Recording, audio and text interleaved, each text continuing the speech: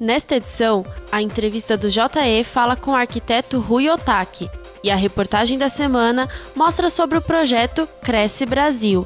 Veja agora a sessão no ponto.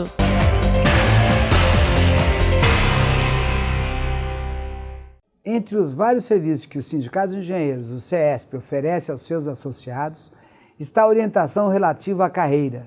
Isto é feito por meio da área de oportunidades e desenvolvimento profissional. Esse setor auxilia o engenheiro na sua recolocação no mercado por meio de vagas captadas junto às empresas. Também presta consultoria sobre como planejar a carreira e até como produzir um currículo voltado à vaga que se está almejando e como se sair bem em entrevistas de emprego. Nossa luta permanente no CESP é pelo desenvolvimento e para que haja oportunidades para todos. Porém, todos sabemos que em tempos de crise surgem as dificuldades. Se você deseja orientações sobre seu rumo profissional, entre em contato conosco e aproveite esse serviço oferecido pelo nosso sindicato. Contamos com você.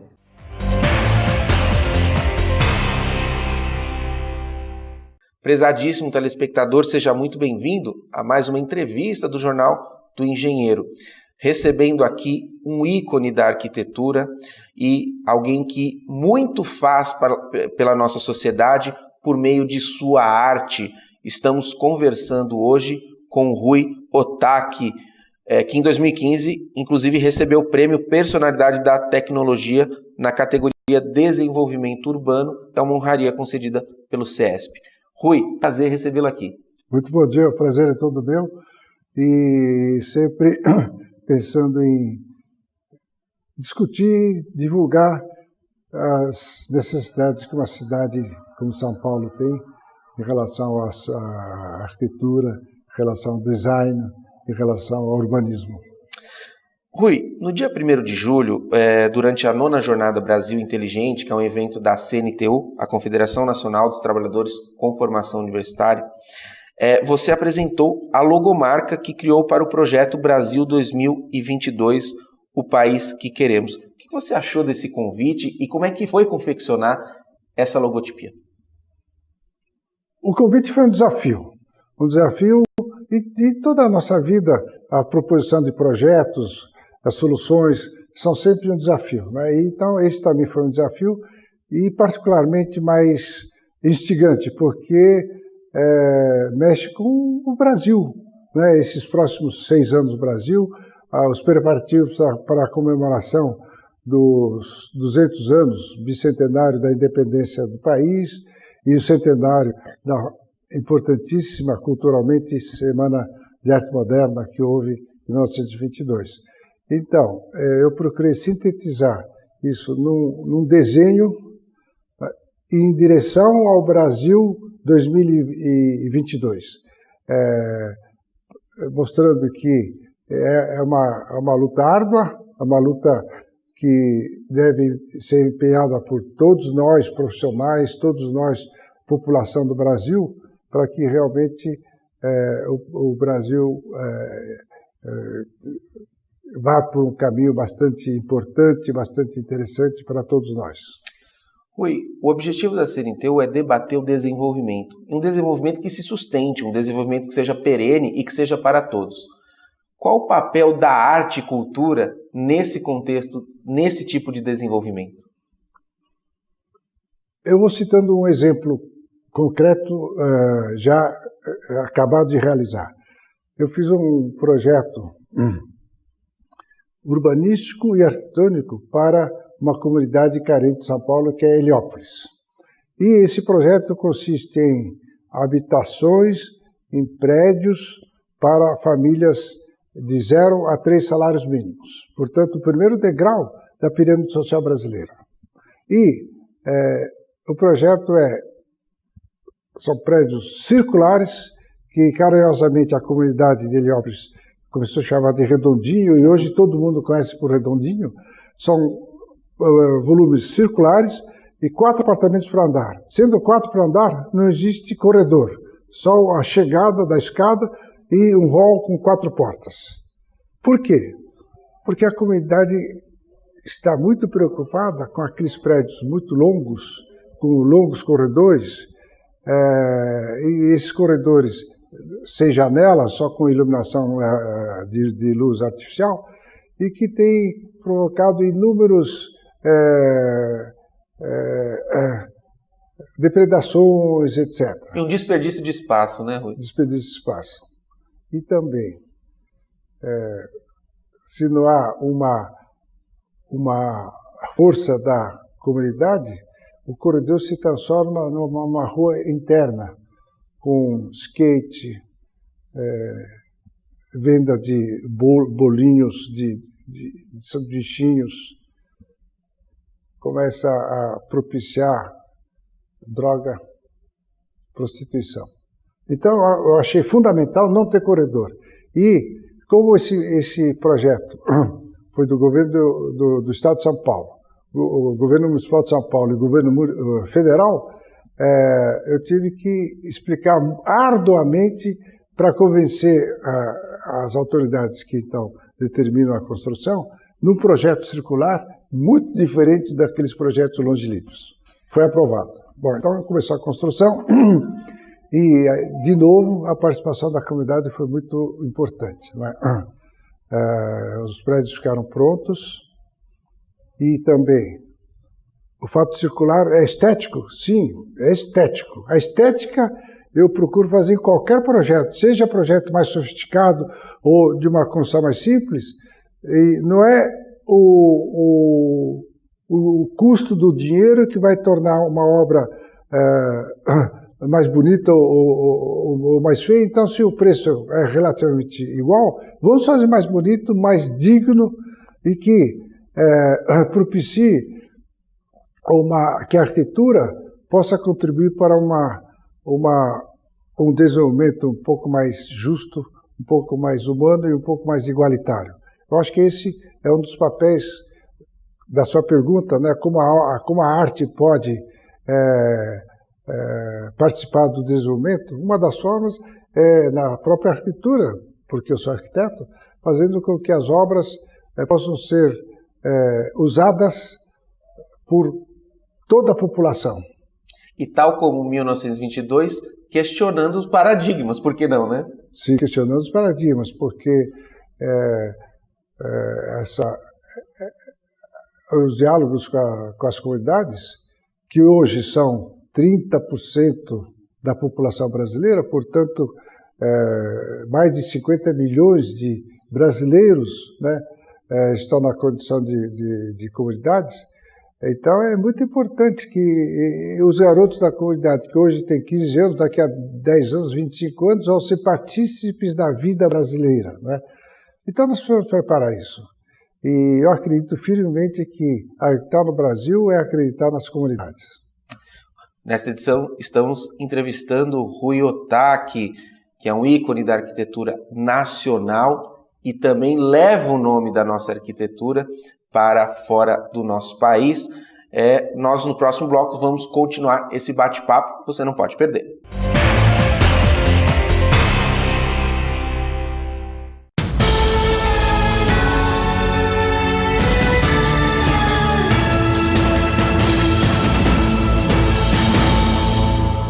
A Federação Nacional dos Engenheiros defende a formação de uma ampla coalizão unindo os engenheiros e demais profissionais da área tecnológica. A proposta é que essa aliança, chamada Engenharia Unida, possa oferecer saídas às dificuldades enfrentadas pelo país na atualidade e contribuir com o permanente avanço no futuro. O movimento Engenharia Unida foi lançado durante a cerimônia de posse da diretoria da Federação Nacional dos Engenheiros, dia 28 de março, em São Paulo. O Brasil vive um momento bastante difícil, bastante delicado, e os engenheiros reunidos nessa posse da federação, nós estamos montando um projeto da Engenharia Unida.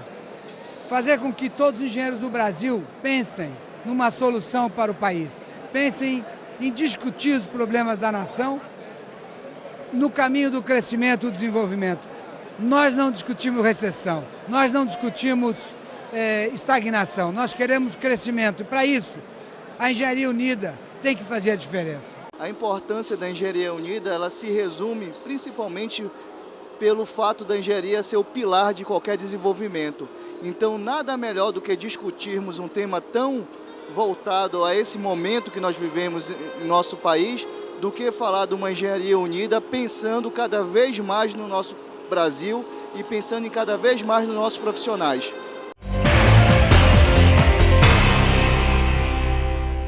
Rui, você no bloco anterior terminou falando dos redondinhos, né, que são prédios populares na região de Heliópolis, onde 190 mil pessoas residem, localizado na zona sul de São Paulo, e é uma forma da arquitetura, da arte, intervir positivamente na sociedade. E você muito bem lembrou que a estética não pode ser deixada de lado. E eu pergunto, qual o desafio de embelezar uma cidade como São Paulo, com tantas intervenções, com tanta gente atuando, talvez faltando planejamento adequado? Como é esse desafio de embelezar uma cidade como São Paulo?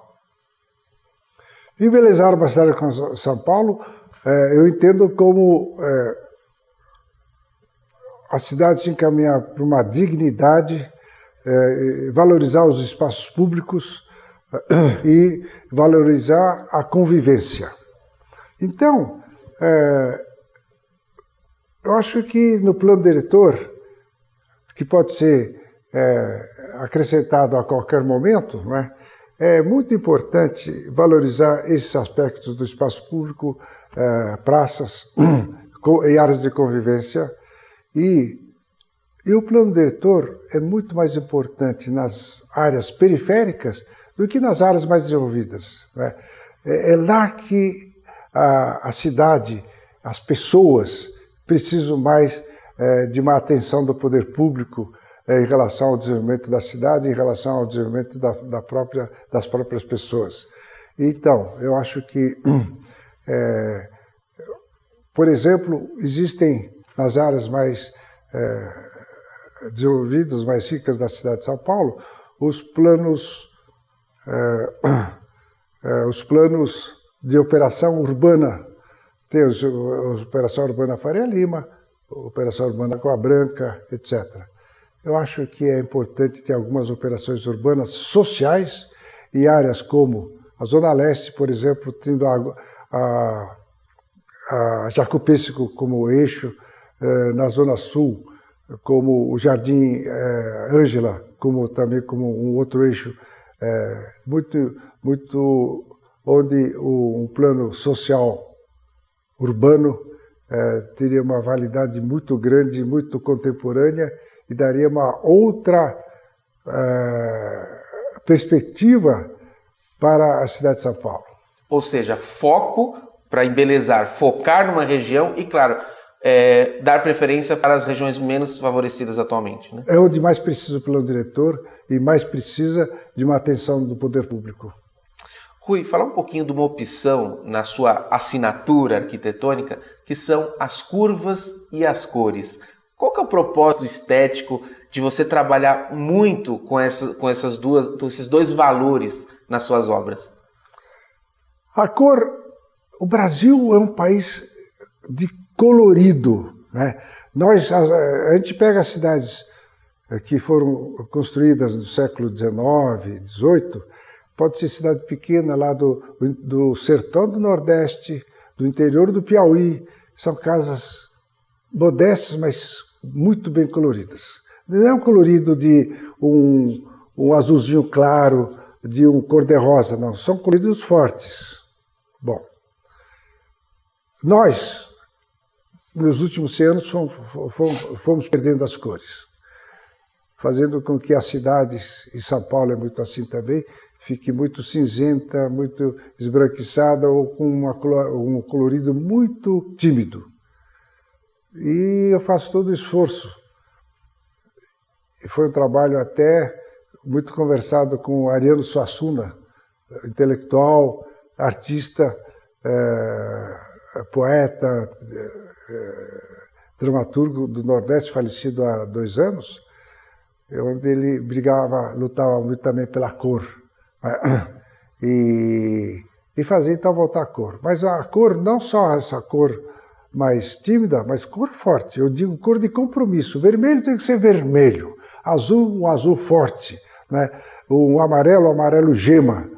E eu acho que essa cor tende a cidade ficar mais com mais identidade, tá? Com mais alegria. E as curvas, porque eu acho que a curva é um elemento estético, plástico, muito mais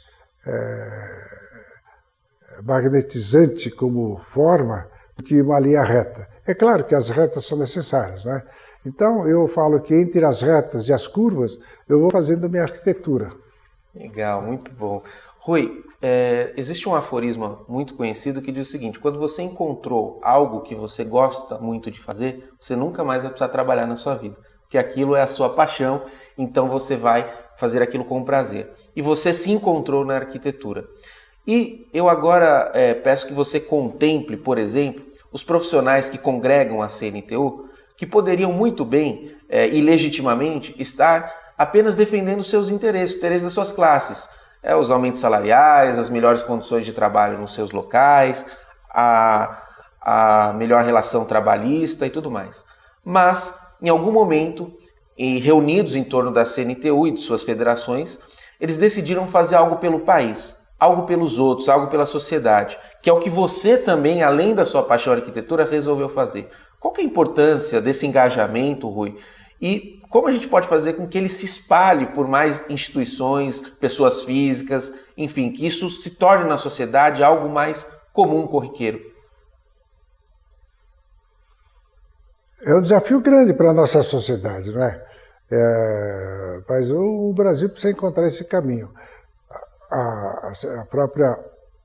O próprio Sindicato dos Engenheiros, eu sei que tem na sua programação uma discussão muito intensa sobre os aspectos societários da formação profissional, né?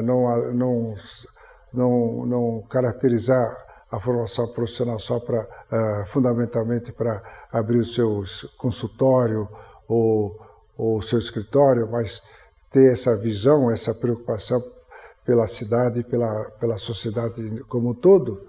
E aí,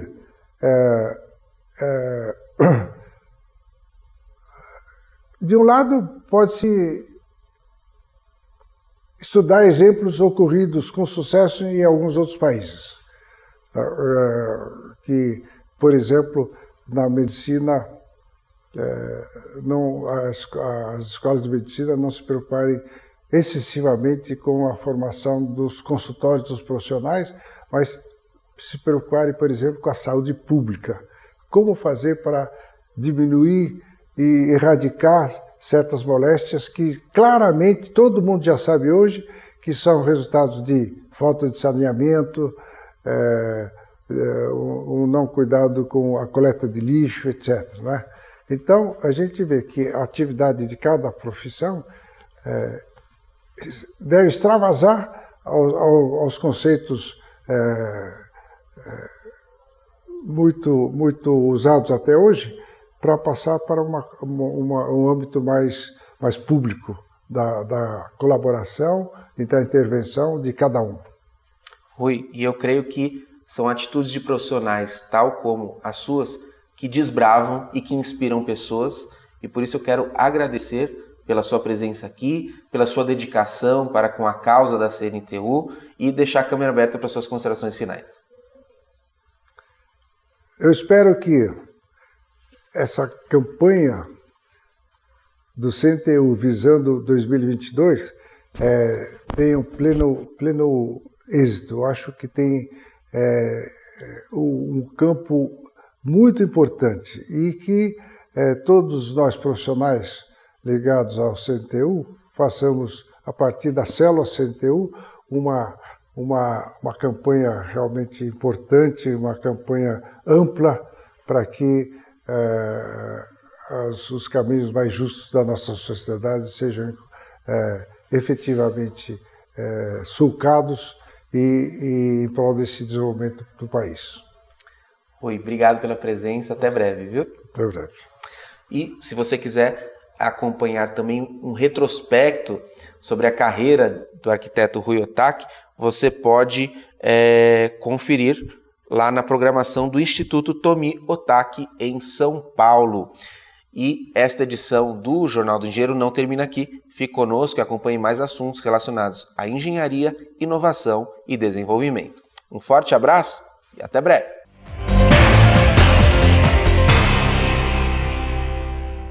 O projeto Cresce Brasil Mais Engenharia Mais Desenvolvimento foi lançado pela Federação Nacional dos Engenheiros em 2006 e tem promovido debates para pensar os desafios brasileiros. O Cresce Brasil Cidades, que é a sexta etapa de um projeto iniciado em 2006 com o Cresce Brasil Mais Engenharia Mais Desenvolvimento, um projeto nacional de crescimento, é a sexta etapa desse projeto e ele está voltado para que a gente possa oferecer sugestões, opiniões, comentários sobre as dificuldades que os futuros prefeitos vão encontrar nas cidades brasileiras a partir da eleição que vai acontecer em outubro. Um reflexo positivo desse esforço foi a presença de inúmeras propostas do Cresce Brasil no Programa de Aceleração do Crescimento, o PAC, anunciado posteriormente pelo governo federal. Esse Cresce Brasil Cidades, é um Cresce Brasil importantíssimo, não só para a Federação Nacional dos Engenheiros, que está desenvolvendo o projeto, mas principalmente para o nosso país. Então, todas as ações que a gente puder ter no sentido de alavancar esse projeto, para poder alavancar o nosso país, nós temos que fazer. Em 2016, ano de eleições municipais, o projeto Cresce Brasil Mais Engenharia Mais Desenvolvimento volta-se à discussão sobre a qualidade de vida nas cidades e o desenvolvimento local.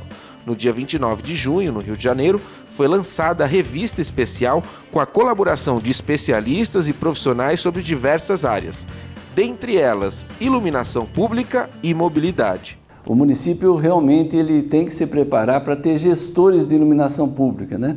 Que são aquelas pessoas que realmente implementam as ações e que têm um olhar atento, né? Com uma série de questões que a iluminação pública ele é muito mais do que a lâmpada, ele é realmente o fluxo luminoso, né? Quer dizer, todo aquilo que você pode dar uma condição adequada para a população viver de noite, né? Quer dizer, usar os espaços públicos de uma forma adequada. Uma proposta técnica, né?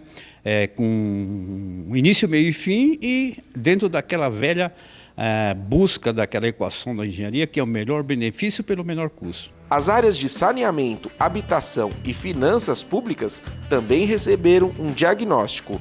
Tentativa de passar, primeiro, uma radiografia do que nós temos no Brasil e apontar, basicamente, os pontos negativos que devem ser atacados pelas autoridades no sentido de melhorar esses sistemas.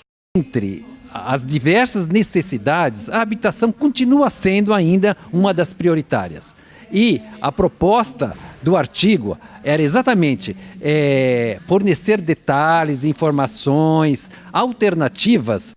Então, acho que a maior mensagem aí do nosso artigo é identificar os municípios brasileiros que possuem viabilidade, né, hoje para atração do capital privado, mas também nomear aqueles que hoje precisam da ajuda do Estado brasileiro para aprimorar a sua gestão, né, aprimorar a sua condição fiscal e, portanto, melhorar também as condições de atratividade para o capital privado no que se refere à modernização do parque de iluminação pública.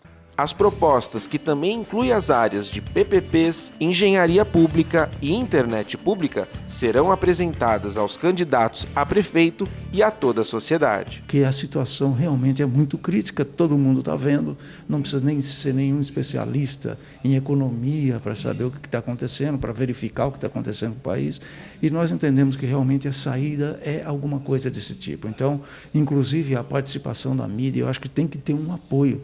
Nós precisamos de parar de falar para baixo e olhar para frente. Nós temos um futuro. Se a gente esquecer que a gente tem um futuro importante, nós vamos ficar travados e não vamos avançar em nada. Para saber mais sobre a edição Cidades do projeto Cresce Brasil, acesse o portal da FNE na internet. Lá você também vai poder visualizar as publicações referentes a todas as fases do projeto nesses 10 anos de existência.